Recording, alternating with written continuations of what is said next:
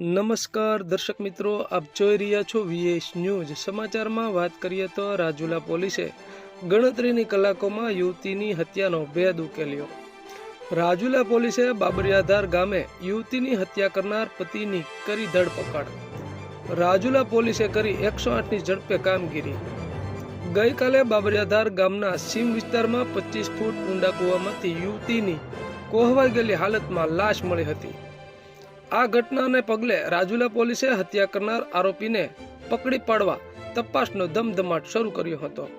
યુવતીની હત્યા કરનારો આરોપી બીજો કોઈ નહીં, તેનો પતિ જ નીકળ્યો। મૃતક યુવતીના પતિએ હત્યા કરી યુવતીની લાશ કૂવામાં ફેંકી દીધી હતી। રાજુલા પોલીસે ગણતરીની કલાકોમાં જ યુવતીની હત્યા કરનાર પતિ ભાવેશ પરમારને ઝડપી પાડ્યો। સમગ્ર મામલે વધુ તપાસ હાથ ધરી છે। તો આવા અવનવા સમાચારો જોવા માટે જોતા રહો વીએસ ન્યૂઝ।